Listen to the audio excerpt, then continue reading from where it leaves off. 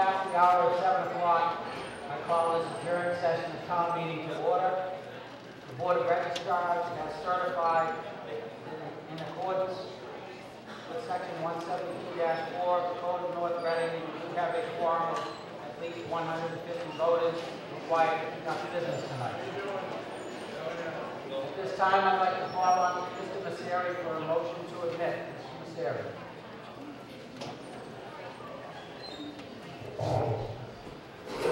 Mr. Moderator, I move that the following persons be admitted to the meeting.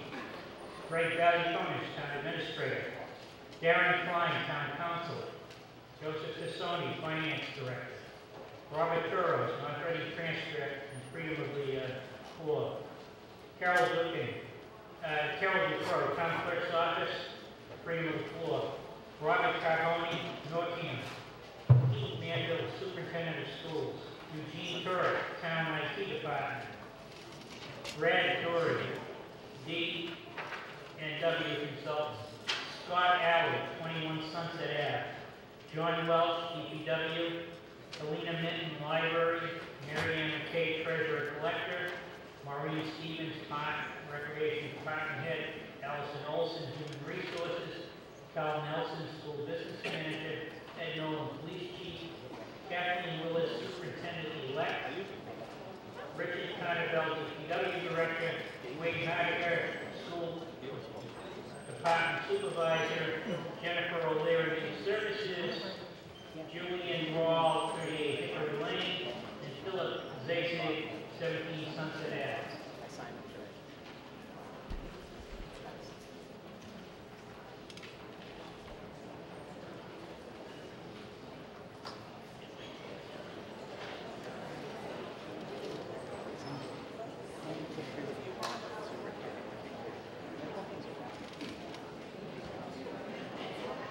Motion to admit. Any discussion? Seeing none, all those please say aye. Aye. Opposed? Unanimous. Let me enter the hall. For the seating tonight, visitors are in the first 4 rows to my right. Department heads are the first 2 rows in the center section down front. Everyone should be wearing a badge. It's an aqua-colored badge if you're a registered voter, and it's a black badge if you're a visitor this evening. And I would ask everyone, in order for your votes to be counted, you do need to be seated in the hall. So please take a seat.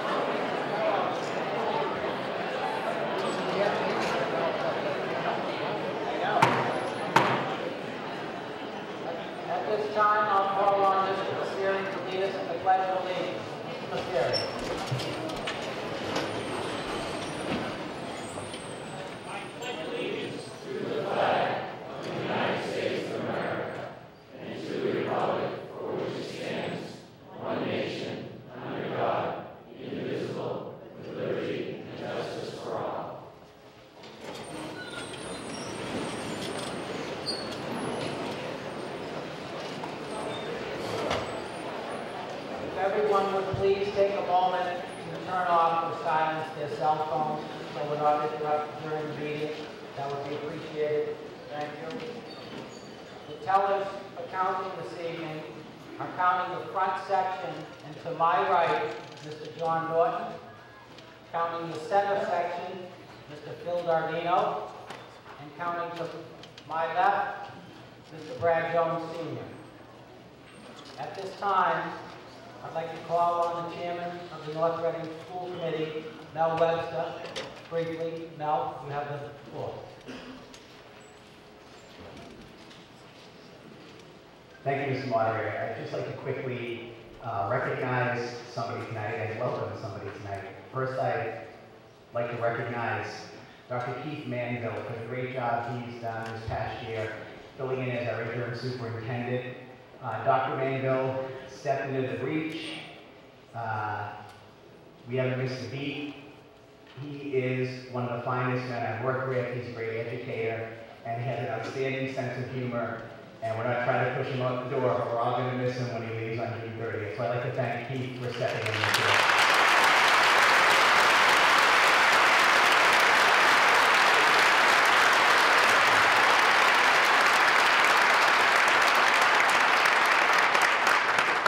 And second, I'd like to welcome to our community, hopefully for a long stay.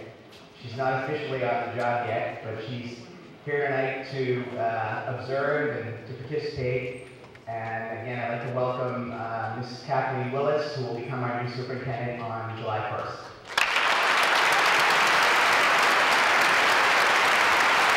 Thank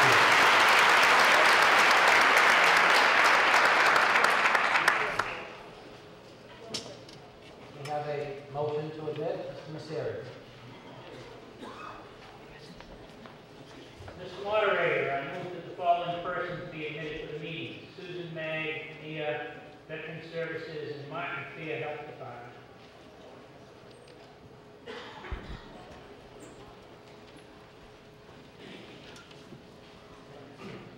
We have a motion to admit. Discussion. Seeing none, all those in favor, please say aye. Aye. Opposed? Unanimous?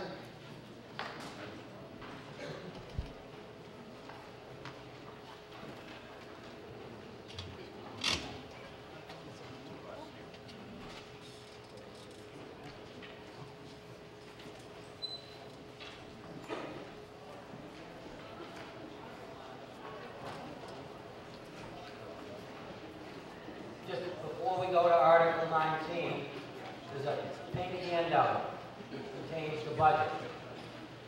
So hopefully you all got one of those on your way into the meeting. So, or you can share. There are some available as well, and there should be someone right up at the back of the hall as well. We'll move to Article 19. Mr. Messeri. Thank you, Mr. Moderator. Before I read the motion for Article 19, I just want to call to your attention that the Board of Selectmen and the School Committee and the Finance Committee have been working since last October to present to you a balanced budget in the middle of this economic downturn. And first of all, I want to thank everybody on those committees for working so hard to get to you tonight a balanced budget. And I'm going to ask a favor of you.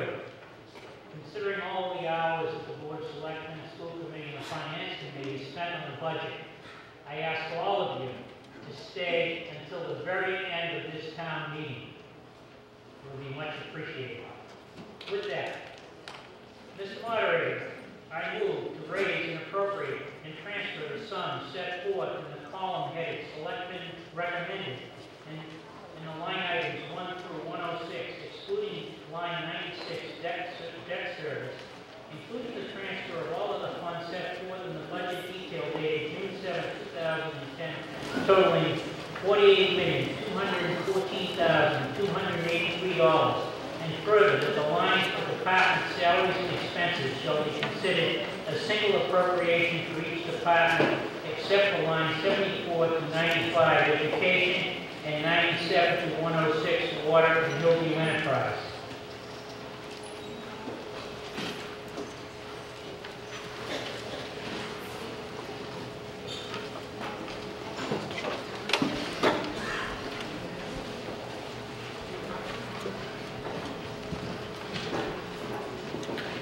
We have the motion. Does the Board of Selectmen wish to make a recommendation? Mr. Messeri. The Board of Selectmen unanimously recommends. Does the Finance Committee wish to make a recommendation? Mrs. Herbert. The Finance Committee recommends, although it was not unanimous. The caveat was that the use of funds from non-recurring sources such as free cash and debt stabilization bad practice. Those who voted to recommend did so because the unsourced information became available too late in the process to seek other sources and thus have a balanced budget. There will be a minority report talking about these funding sources after the rest of the votes. Does the school committee wish to make a recommendation? Mr. Webster. School committee unanimously recommends. Mr. Nazari. Mr. Moderator, I'd like to request 10-minute leave of the meeting for a budget presentation, detailed budget presentation from the town administrator. We have a request for a 10-minute leave of the meeting. This requires a vote of the body. All those in favor, please say aye. Aye. Opposed? Unanimous. Mr. Balcones, 10 minutes. Thank you, Mr. Moderator. Ladies and gentlemen, thank you. Mr. Chairman, thank you. As was mentioned earlier, the budget this year was the result of a lot of hard work between the department heads, boards and committees, finance committee, and selectmen. What I want to do is give you an overview of some of the highlights associated with the budget before there's any additional questions that could come up.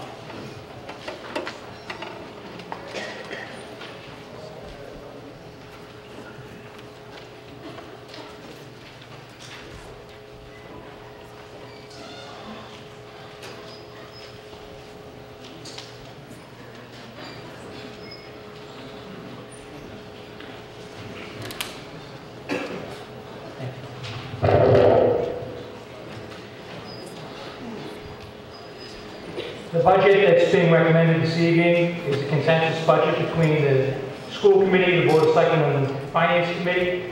It totals $48.7 million, and we're at the Proposition 2.5 limit. The total increase between all of the budgets comes to $187,000. So you'll see that there are some items that went up and others went down. The decreases that we saw were primarily near fixed costs. Some of our debt service costs are down.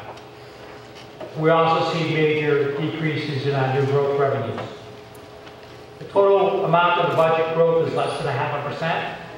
And as Mr. Messeri mentioned earlier, the basic premise behind the budget was some very conservative revenue and expense forecasts. And those conservative revenue projections in the past have served us out pretty well in comparison to some of the neighboring communities. One of the things that we looked at in budget assumptions was the amount of state aid that was available. We decided that we would go with the House Ways and Means numbers, which total $8.1 million. That is an increase in some state aid to the town for next fiscal year.